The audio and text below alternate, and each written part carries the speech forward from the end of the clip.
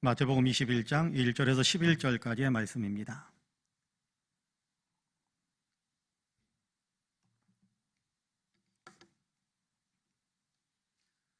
마태복음 21장 1절에서 11절까지의 말씀을 제가 봉독하겠습니다. 그들이 예루살렘에 가까이 가서 감람샘 밧바게에 이르렀을 때에 예수께서 두 제자를 보내시며 이르시되 너희는 맞은편 마을로 가라. 그리하면 곧 매인 나귀와 나귀 새끼가 함께 있는 것을 보리니 풀어 내게로 끌고 오라. 만일 누가 무슨 말을 하거든 주가 쓰시겠다 하라. 그리하면 즉시 보내리라 하시니 이는 선지자를 통하여 하신 말씀을 이루려 하심이라. 일러스되 시온 딸에게 이르기를 내 왕이 내게 임하나니 그는 겸손하여 나귀 곧 멍에 매는 짐승의 새끼를 닫도다 하라 하였느니라. 제자들이 가서 예수께서 명하신 대로 하여 나귀와 나귀 새끼를 끌고 와서 자기들의 겉옷을 그 위에 얹음에 예수께서 그 위에 타시니 무리의 대다수는 그들의 겉옷을 길에 펴고 다른 이들은 나뭇가지를 베어 길에 펴고 앞에서 가고 뒤에서 따르는 무리가 소리 높여 이르되 호산나 다윗의 자손이여 찬송하리로다 주의 이름으로 오시는 이여 가장 높은 곳에서 호산나 하더라. 예수께서 예루살렘에 들어가시니 온 성이 소동하여 이르되 이는 누구냐 하거늘 무리가 이르되 갈릴리 나사렛에서 나온 선지자 예수라 하니라. 아멘. 이 말씀에 큰 은혜가 있기를 원합니다. 할렐루야. 옆에 분들과 인사 한번 할까요? 하나님이 당신을 참 사랑하십니다. 인사 한번 합시다. 네, 나도 당신을 사랑합니다. 네, 한 번 더 인사합시다. 당신 참 괜찮은 사람입니다. 인사 한 번 더 합시다. 참 괜찮은 사람입니다. 네. 오늘은 사순절의 마지막 주일이자 예수님께서 예루살렘 성에 입성하신 것을 기념하는 종려주일입니다. 이날을 종려주일이라고 부르는 이유는 예수님께서 예루살렘 성에 입성하실 때 많은 사람들이 종려나무 가지를 꺾어서 길에 펴드리기도 하고 또 그 가지를 들어서 흔들면서 예수님을 환영했기 때문에 그것을 기억하고 그것을 기념하면서 종려주일이라고 부르곤 합니다. 이렇게 환영을 받으며 예루살렘에 입성하신 하나님은 한 주간 동안 예루살렘 성에서 많은 도전도 받으시고 배신도 당하시고 붙잡혀 끌려다니기도 하시며 고난을 당하시다가 십자가에서 죽으시기까지 하셨는데 그래서 이 한 주간을 고난주간이라고 부르는 것입니다. 이 일을 위해 예루살렘에 들어간 이날, 이 주일, 종려주일이라고 부르는 이 주일을 그래서 고난주간의 첫째 날, 고난주일이라고 부르기도 합니다. 그러니까 종려주일이라는 말과 고난주일이라는 말은 같은 날을 가리키는 서로 다른 표현일 뿐입니다. 우리가 알고 있듯이 예수님은 갈릴리에서부터 공생애를 시작하셨지요. 공생애 기간 동안 대부분의 시간을 그곳 갈릴리에서 사역을 하셨습니다. 병든 사람을 고쳐주시고 장애를 가진 사람들을 온전히 회복시켜주시고 귀신 들린 사람에게서 귀신을 내어 쫓으시면서 사람을 사람답게 만들어주시는 그런 일들을 많이 행하셨습니다. 보리떡 5개와 물고기 2마리를 가지고 굶주려 있는 5,000명이 넘는 사람들을 배불리 먹이시는 상상할 수 없는 이적을 행하셨을 뿐만 아니라 풍랑 일고 있는 바다 위를 친히 걷기도 하시고 바다의 풍랑을 잠잠하게 만들기도 하셨으며 죽은 사람을 다시 살리시는 놀라운 이적을 행하기도 하셨지요. 무엇보다도 예수님은 제자들과 수많은 백성들에게 하나님 나라를 선포해 주셨습니다. 사람들을 하나님 나라로 초청하는 일을 하신 겁니다. 이런 일을 행하신 예수님에 대한 소문은 갈릴리를 넘어서 예루살렘에까지 더 나아가 이방인의 지역에까지 널리 퍼졌습니다. 그래서 많은 사람들이 예수님을 보고 싶어 했고 많은 사람들은 예수님이 메시아, 우리를 구원하실 구원자이신가 보다라는 그런 기대감을 갖기도 했습니다. 바로 이 예수님이 갈릴리를 출발해서 예루살렘으로 오고 계신답니다. 어느새 예루살렘 가까이 오셨고 이제 곧 예루살렘 성문으로 들어오실 거다라는 소문이 자자해졌습니다. 예루살렘 밖에 살던 사람들은 예수님을 따라서 예루살렘 성문 앞까지 서서히 다가오고 있었고 예루살렘 성 안에 살던 사람들은 성문으로 달려나와서 예루살렘으로 들어오시는 예수님을 환영했습니다. 수많은 사람들이 예수님을 환영합니다. 예수님을 따르던 사람들은 자기들의 겉옷을 벗어서 나귀 위에 깔아드리고 예수님으로 하여금 그 위에 앉게 하기도 하고 자기들의 겉옷과 종려나무 가지를 꺾어서 예수님이 밟고 가시도록 길에 펴두기도 했으며 그리고 또 나뭇가지를 흔들면서 열정적으로 예수님을 환영하기도 했습니다. 이런 환영, 나귀 위에 옷을 깔아드리고 길에 옷을 펴드리고 나뭇가지를 꺾어서 그 길에 펴드리면서 걷게 하시고 종려나뭇가지를 흔들대면서 소리를 지르면서 환영하는 이런 환영은 왕을 맞아들일 때 환영하는 그런 모습입니다. 그러니까 지금 백성들은 예수님을 왕으로 예루살렘 성에 영접해드리고 있는 겁니다. 예수님 역시 이 환영을 거부하지 않으셨어요. 나는 왕이 아니다, 이러지 말아라 라고 말씀하지 않으셨습니다. 그 모든 환영을 받으면서 예수님이 예루살렘 성에 입성하시는데 이것은 곧 예수님이 왕이심을 인정하는 거지요. 예수님은 지금 왕으로 예루살렘에 들어가시는 겁니다. 물론 세상이 생각하는 왕, 사람들이 기대하는 그런 왕과는 좀 다른 차원의 왕이십니다. 예수님은 세상 나라의 왕이 아닌 하나님 나라의 왕이시거든요. 일반적으로 왕은 자기 백성의 구심점입니다. 그래서 왕이 등장하게 되면 왕은 백성들을 모으는 일을 하지요. 동시에 왕은 백성들을 다스리는 일을 합니다. 왕이신 예수님은 이렇게 백성을 모으고 백성을 다스리시는 그런 분이십니다. 하나님 나라의 왕이시니까 하나님의 백성들을 모으시고 사람들을 하나님 나라의 사람으로 살도록 다스리시는 일을 하시는 그런 하나님 나라의 왕으로 예수님이 입성하신 겁니다. 예루살렘으로 들어오신 예수님은 오늘 또 자기 백성 안으로 들어오십니다. 자기 백성에게 왕으로 들어오시는 겁니다. 그리고 자기 백성을 삼으신 그 사람을 하나님 나라의 백성으로 살도록 다스려 주시는 분이세요. 이제 본문을 좀 더 깊이 있게 살펴보면서 예수님이 어떤 왕으로 들어오셨는지를 함께 배우려고 합니다. 말씀을 나누는 이 시간 주님의 은혜가 풍성히 임하셔서 우리 모두가 예수님을 왕으로 모시는 예수님의 다스림을 받게 되는 귀한 축복의 역사가 있게 되기를 주님의 이름으로 간절히 축복합니다. 첫째로 하나님의 말씀을 이루시는 왕이십니다. 예수님은 하나님의 말씀을 온전히 이루시는 왕이십니다.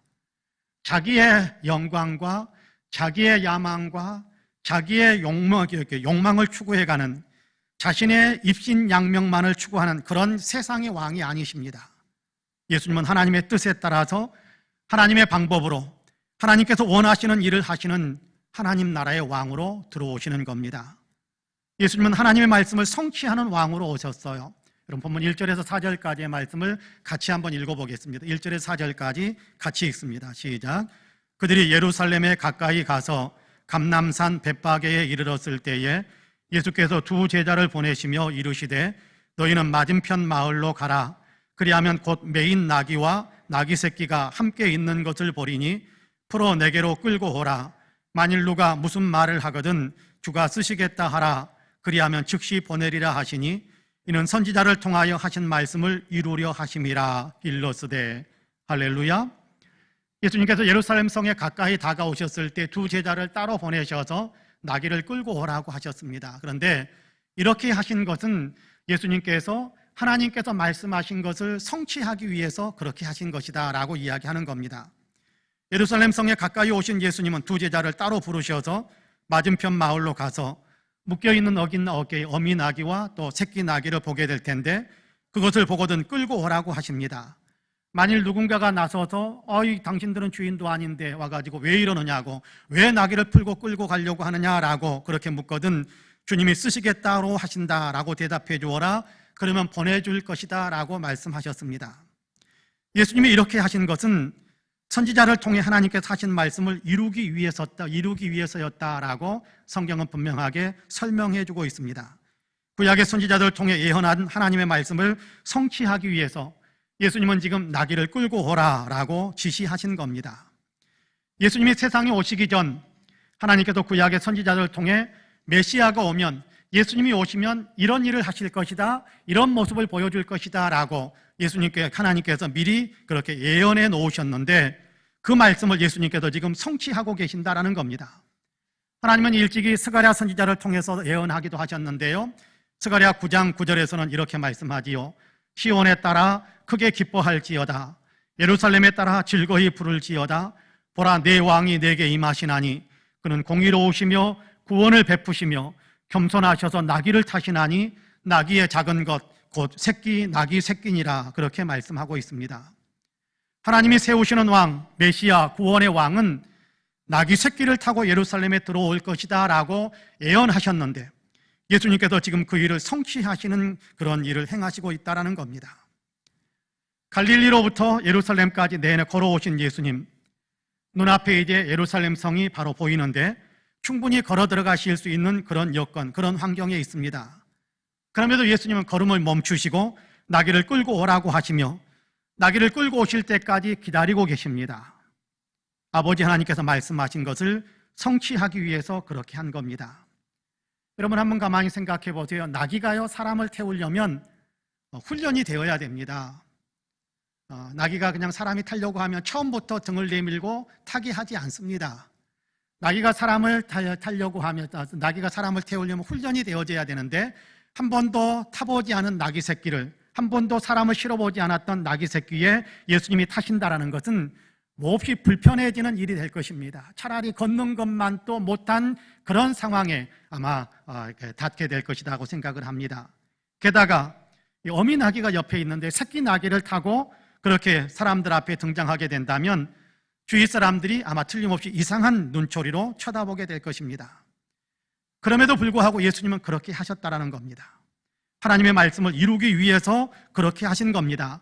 설령 불편해지더라도, 설령 다른 사람들에게 곱게 보이지 않는 일이 펼쳐진다고 할지라도, 아니 설령 십자가의 길이라고 할지라도 예수님은 기꺼이 하나님의 말씀을 따르는, 하나님의 말씀을 이루는, 하나님의 말씀을 자기가 성취해내는 그런 일들을 걸어가신 겁니다. 그렇습니다. 예수님은 하나님의 말씀을 성취하시는 왕이십니다. 자기가 원하는 것이 따로 있을 수도 있었을 겁니다. 한 예로 겟세마네 동산에서 예수님은 그렇게 기도하셨지 않습니까? 할 수만 있으면 이 잔이 내게서 지나가게 하옵소서. 무슨 얘기입니까? 십자가를 피할 수 있으면 피했으면 좋겠습니다. 십자가의 길을 걷지 않았으면 좋겠습니다 라는 그런 내용 아닙니까? 그러나 곧바로 예수님은 그의 기도를 바꾸시지요. 그러나 나의 원대로 하지 마시고 아버지 원대로 이루시길 원합니다 라고 기도하십니다. 그러면서 십자가의 길을 가셨지요. 누가 억지로 예수님에게 십자가를 지게 할 수는 없습니다. 예수님이 자원해서 자기를 내어주셔서 십자가의 길을 가신 겁니다. 하나님의 말씀을 이루기 위해서 그렇게 하신 거지요. 그렇습니다. 예루살렘에 들어오신 예수님은, 우리에게 들어오신 예수님은 이런 왕이십니다. 우리 안에 들어오신 예수님은 자기가 하나님의 말씀을 이루셨듯이 예수 믿는 모든 사람도 하나님의 말씀을 따르도록 그렇게 다스리고 계십니다. 그렇습니다. 예수님은 하나님의 말씀에 순종하도록 우리를 다스리시는 우리의 왕이세요. 이 예수님을 여러분 자신의 왕으로 온전히 인정하시기를 축복합니다. 예수님의 다스리심을 온전히 받아들이시기를, 예수님의 다스리심에 온전히 따라가시기를 축복합니다. 그러면 우리의 삶은 달라지게 됩니다. 예수님을 따라 하나님 나라의 사람다운 삶을 살 수 있게 되는 거지요. 우리에게서는 말씀의 향기가 흘러넘치게 될 것이고, 우리를 통해 하나님의 뜻이 이루어지는 역사들을 우리가 친히 목격하게 될 것이고, 하나님은 우리 때문에 영광을 누리게 되는 아름다운 일들이 만들어지게 될 것입니다. 우리에게서 사랑의 아름다운 일들이 나타나게 되고, 우리가 걷는 모든 발걸음, 걷는 곳, 우리의 발걸음이 닿는 모든 곳에 평화의 역사들이 만들어지는 겁니다. 이사야 선지자가 예언한 것처럼 사자들이 어린 양과 뛰놀고 어린이가 함께 뒹굴며 독사구리 어린아이가 손 놓고 장난쳐도 물지 않는 참 사랑과 기쁨의 나라가 만들어지는 것입니다. 이렇게 하나님 나라를 만들어 주시기 위해, 하나님의 뜻이 이루어지도록 하게 하기 위해 주님은 하나님의 말씀을 이루는 왕으로 우리에게 오셨습니다. 그리고 우리 안에서 그 다스림을 이루어가고 계시는 겁니다.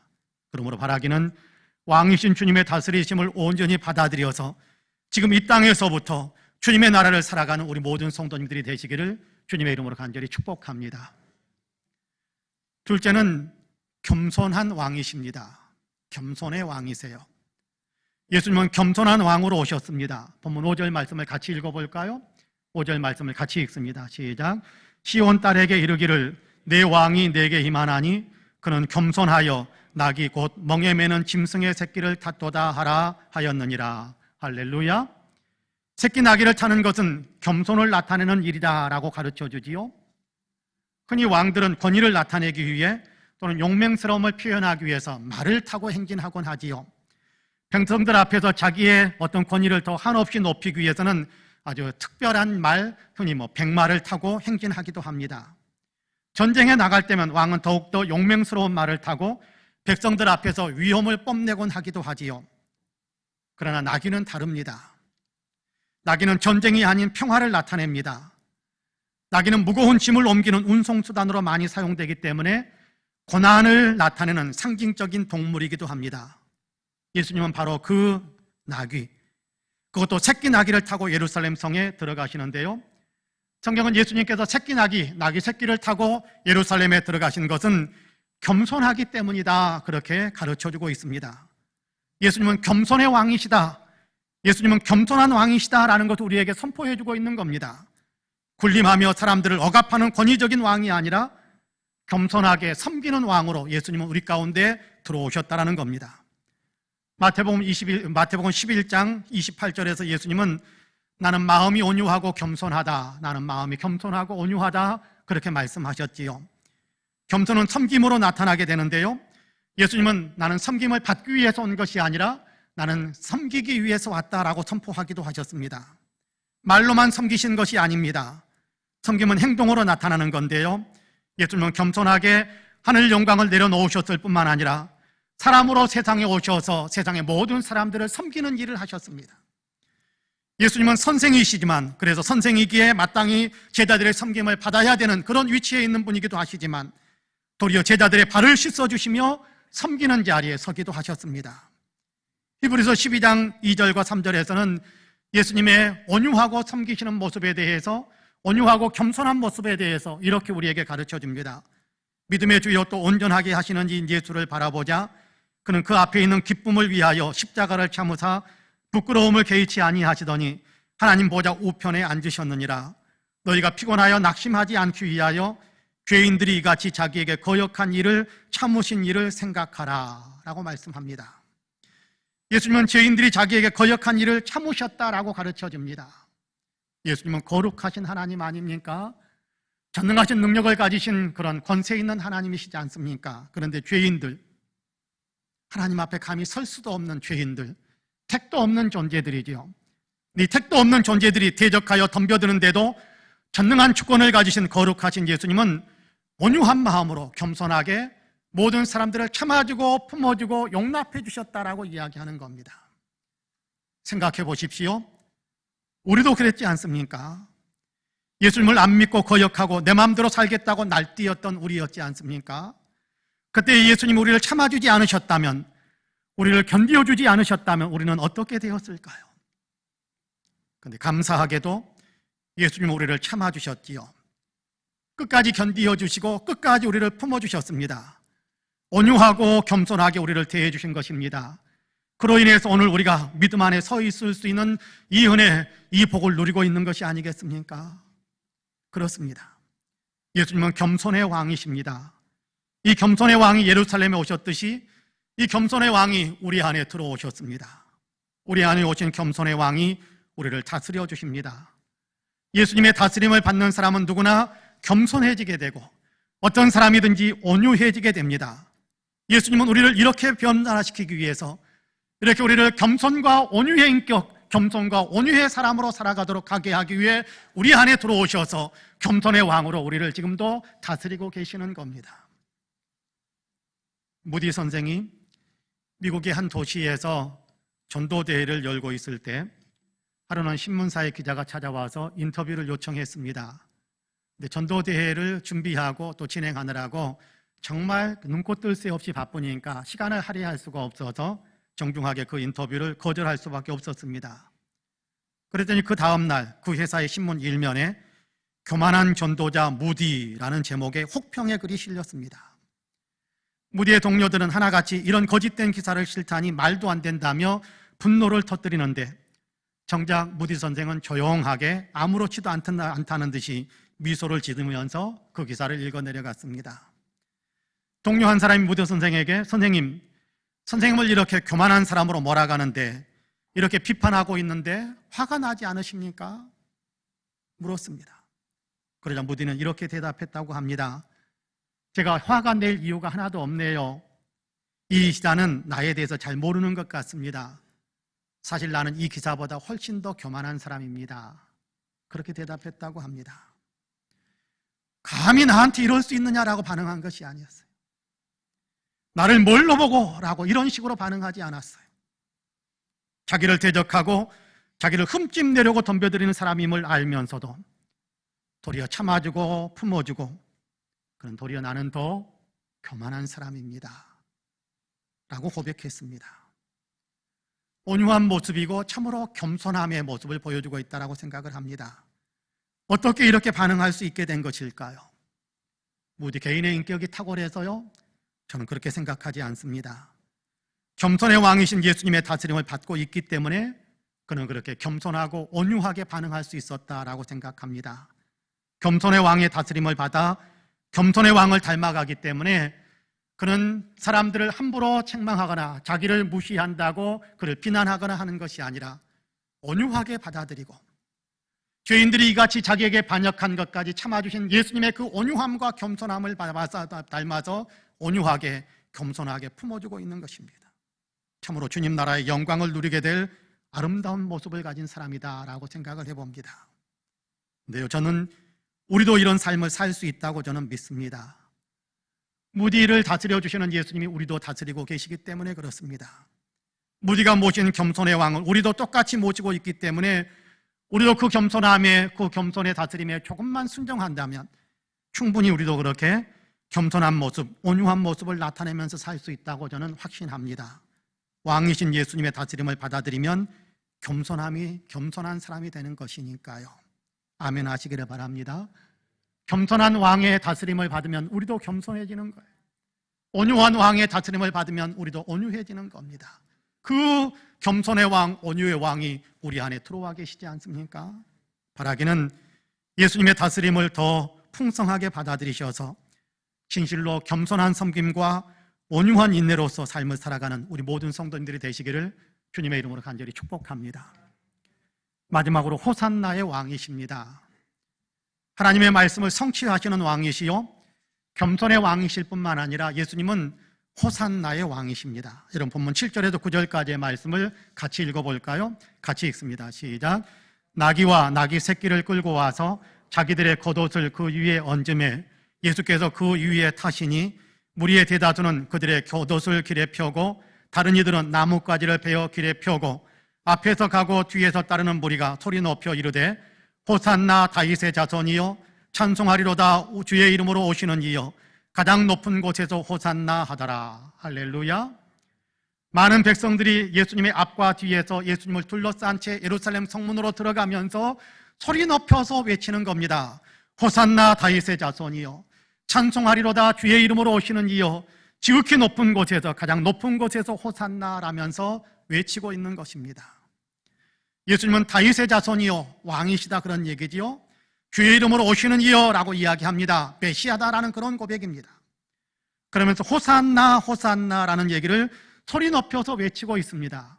호산나라는 말은 지금 구원하소서라는 그런 의미의 단어입니다. 지금 우리말로는 지금 구원하소서라는 그런 의미입니다.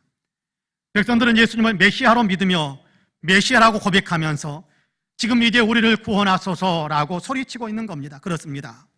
예수님은 호산나의 왕, 바로 구원의 왕이신 겁니다. 다만 백성들이 요구하는 구원자의 모습은 아니시지요. 백성들은 정치적이고 군사적인 구원자가 되어달라고 요구하고 있습니다. 우리를 지금 식민 통치하고 있는 노마도 물리치고 도리어 노마를 정복해서 노마에게 억압하고 노마 위에 군림하는 그런 나라로 우리를 만들어달라고 요구하는 것이 그들의 요구였을지 모릅니다. 그들이 기대하는 왕이었을지 모릅니다. 다른 나라를 정복하고 통치해달라고 요구하는 것이 백성들의 요구였을 것입니다만, 그러나 예수님은 하나님의 말씀을 성취하는 왕이고 겸손히 섬기는 왕이시잖아요. 예수님이 이루시는 구원도 그래서 정치적인 어떤 다른 나라를 억압하는 어떤 그런 구원이 아니라 예수님께서 이루시는 구원도 하나님의 뜻을 세우고 겸손으로 만드는 그런 구원을 이루시는 왕으로 그렇게 사역하시는 겁니다.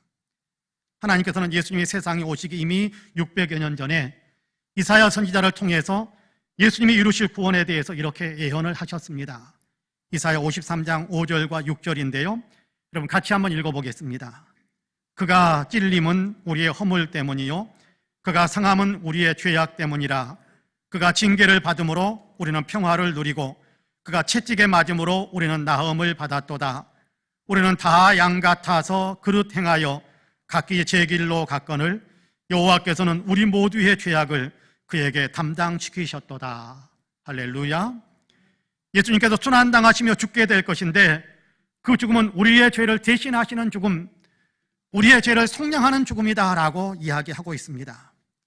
예수님이 죽음을 통해서 우리의 죄를 대신 담당하는 구원을 이루실 것이다 라고 가르쳐주는 것이지요. 제자들과 함께 예루살렘에 올라가실 때 예수님은 자기 목숨을 대속물로, 많은 사람을 위한 대속물로 줄 것이다 라고 선포하기도 하셨습니다. 대속, 죄의 값을 대신 치르는 것입니다.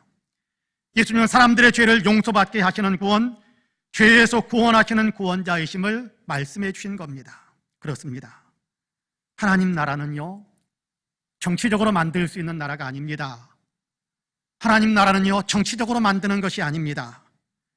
하나님 나라는 군사적으로 이룰 수 있는 것도 아닙니다. 재물이나 권력을 가지고 하나님 나라에 들어가는 것도 아닙니다.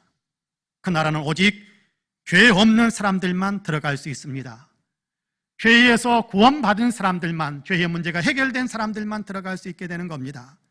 그래서 예수님은 죄인들을 하나님의 나라에 참여할 수 있도록 만드시기 위해, 그 구원의 역사를 만드시기 위해 예루살렘에서 십자가 대속의 죽음을 죽으시는 구원의 왕으로 들어오신 겁니다. 예수님은 자기의 죽음으로 사람들을 구원하시는 구원의 왕이신 거지요. 하나님 나라에 들어갈 수 있게 하는 구원, 그렇습니다. 예수님은 사람들로 하여금 하나님 나라에 들어갈 수 있게 하시는 구원의 왕이세요. 이 구원의 왕을 자기 안에 모셔드리면 누구든지 구원받습니다. 구원의 왕이 들어와 계셔 다스려 주시면, 구원의 왕이 들어와서 다스려 주시면 누구든지 예수 믿으면 그 사람이 어떤 사람이든지 간에 다 구원을 받게 되는 것입니다. 여러분은 예수님을 믿으시지요? 잘 하시는 겁니다. 더욱 굳게 예수님을 믿으시기를 축복합니다. 나아가 구원의 왕이 들어와 우리를 다스리면 우리도 구원을 위해 일하는 사람으로 변화되게 됩니다. 다른 사람들도 죄의 용서함을 받을 수 있도록 예수 그리스도 죄의 용서함의 구원의 은총의 소식을 증거하는 사람으로 우리가 변화된다는 겁니다. 고린도후서 5장 18절과 19절에서는 이렇게 우리에게 말씀해 주시는데요. 같이 한번 읽어볼까요? 고린도후서 5장 18절과 19절입니다. 같이 읽습니다.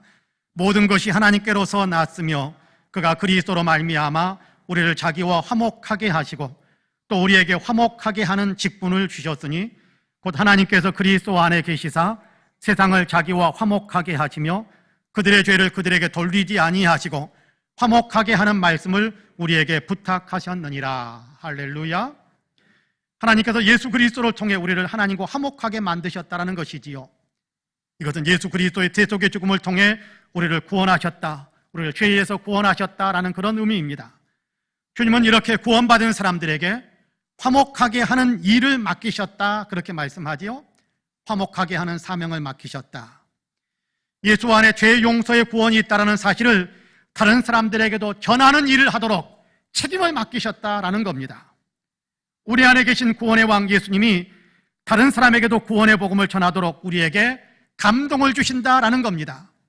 예수 안에 구원이 있다, 예수 안에 죄 용서의 길이 있다, 예수 안에 하나님 나라에 들어가는 복이 있다라는 사실을 우리만 알고 그치는 것이 아니라 우리가 그 은혜에 참여하는 사람이 되었으니까 이제 우리 안에 계시는 예수님께서 우리의 마음에 감동을 주셔서 다른 사람에게도 그 소식을 증거하게 하는 사명을 우리에게 맡기셨다는 겁니다. 그래서 우리가 뛰쳐나가서 그 소식을 증거하는 사람의 그런 삶을 살아가도록 우리에게 은혜를 베푸신다는 거예요.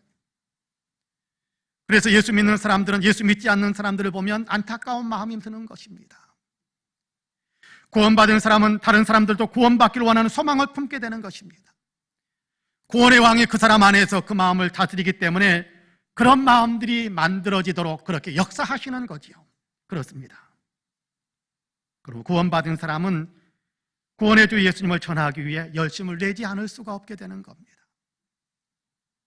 할머니 한 분이 예수님을 믿기 시작했습니다. 예수님께서 십자가에서 내 죄를 다 용서하시고 나를 하나님의 자녀 삼으셔서 하나님 나라에 들어가게 하셨다, 천국에 들어가게 만드셨다라는 사실을 알게 되니까 그 사실을 생각할 때마다 너무나도 감사했습니다. 그래서 이것을 혼자만 가지고 있어서는 안 되겠다, 어떻게든지 다른 사람에게 좀 전하는, 나를 전도해 준 그 사람이 나에게 그 소식을 전해 준 것처럼 나도 다른 사람에게 그 소식을 좀 전하면서 살아야겠다라는 그런 마음을 품었습니다. 그런데 방법이 없었습니다. 말을 유창하게 잘하는 것도 아니고, 할머니가 다가가서 무슨 뭔가 말하려고 하면 그냥 사람들이 피해버리고, 그래서 어떻게 할까라고 고민을 하다가 성경책을 들고 집 가까이에 있는 고등학교로 다가갔습니다. 하교 시간에 학생들이 교문을 통해서 나오면 그 가운데 학생들을 이렇게 붙들 수 있는 한 학생을 붙들어서 내가 글을 몰라서 그러는데 여기를 좀 읽어달라고 성경책을 펼쳐서 빨간 줄로 그어진 그 부분을 좀 읽어달라고, 요한복음 3장 16절을 빨간 줄을 그어놓고, 다른 교회, 사실 글을 잘 모르시는 분이거든요. 다른 교인에게 부탁을 해서 요한복음 3장 16절을 빨간 줄로 그어놓고 그 부분을 읽어달라고 내밀었습니다. 어떤 학생들은 그냥 이렇게 모른 체하고 못 들은 척하고 그냥 지나가기도 했습니다만은, 어떤 학생들은 착한 마음으로 다가와서 그 성경책을 들고 읽어주는 겁니다. 하나님이 세상을 이처럼 사랑하사 독생자를 주셨으니 이는 저를 믿는 자마다 멸망하지 않고 영생을 얻게 하려 하심이라. 읽어주면 할머니가 말을 붙입니다. 학생, 이 말이 무슨 뜻인지 알겠어? 그렇게 대화를 트면서 예수님이 이야기를 해줍니다. 그렇게 할머니를 통해서 예수 믿게 되는, 구원받는 일들이 많이 있었다고 합니다. 그렇습니다. 구원의 왕을 모셔드리면 내가 구원을 받게 되고, 내가 구원을 받게 될 뿐만 아니라 구원의 왕이 나를 다스리시면 나도 다른 사람을 구원하기 위해서 예수님을 전하는 사람이 되는 겁니다. 이렇게 다스리시는 구원의 왕이 여러분의 안에서도 여러분을 충만하게 다스려 주시기를 간절히 축복합니다. 사랑하는 성도 여러분, 예수님이 예루살렘 성에 들어오셨습니다. 하나님의 말씀을 성취하기 위해서 들어오셨지요. 겸손히 섬기기 위해서 들어오셨습니다. 그리고 마침내 구원의 십자가를 지시기 위해서 예루살렘에 들어오셨습니다. 예루살렘에 들어오신 예수님은 왕으로 오셨지요. 왕이신 예수님은 저와 여러분 안에도 들어오셨습니다. 믿음으로 영접해드리면 예수님은 우리 안에 들어오셔서 우리의 왕이 되시고, 예수님의 일을 우리 안에서 이루실 뿐만 아니라 예수님이 우리의 삶을 다스려 주십니다. 하나님의 뜻을 이루는 삶을 살아가도록 다스려 주시고, 겸손과 온유의 삶을 살아가도록 우리를 다스려 주십니다. 예수님이 우리 안에 계시면 우리는 죄에서 구원을 받고, 나아가 아직 구원받지 못한 사람들을 구원하려는 뜨거운 열정을 품을 수 있게 하십니다. 왕이신 예수님의 다스림을 받는 우리가 되기를, 진실로 왕이신 예수님의 다스림을 온전히 받아들이는 우리가 되기를 축복합니다. 왕이신 예수님의 다스림을 받아 이 땅에서부터 하나님 나라의 삶을 아름답게 살아가는 저와 여러분 우리 모두가 되시기를 주님의 이름으로 간절히 축복합니다. 아멘. 기도하겠습니다.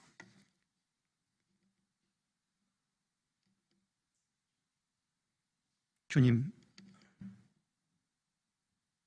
험난한 길인 줄 알면서도 예루살렘에 오르시며 왕으로서 자신을 선포해 주시며, 그 왕이신 주님께서 우리의 마음도 노크하셔서 열게 하시고 우리 안에까지 들어와 주셔서 감사합니다. 우리를 하나님의 자녀 삼으시고 하나님 나라의 백성으로 살아가도록 우리를 다스려 주셔서 감사합니다. 그 다스림에 우리 자신을 온전히 맡길 수 있는 우리가 되게 하옵소서. 하나님의 말씀에 따라서 살아가려고 하는 뜨거운 열정이 우리 안에 강하게 일어나도록 이끌어 주시고, 세상을 살아가는데 겸손하고 온유하게, 당당하면서도 겸손하고 온유하게 그렇게 살아갈 수 있는 삶을 살아가도록 우리를 이끌어 주시고, 우리에게 죄 용서의 은혜를 주신 것처럼 옆에 있는 사람에게도 주님의 죄 용서의 소식을 증거할 수 있도록 우리에게 강권적으로 역사하셔서 우리가 하여금 차금으로 이 땅에서부터 하나님 나라를 사는 하나님 나라의 백성의 기쁨을 누리면서 살아가는 아름다운 사람들이 되도록 축복해 주옵소서. 예수님의 이름으로 기도합니다. 아멘.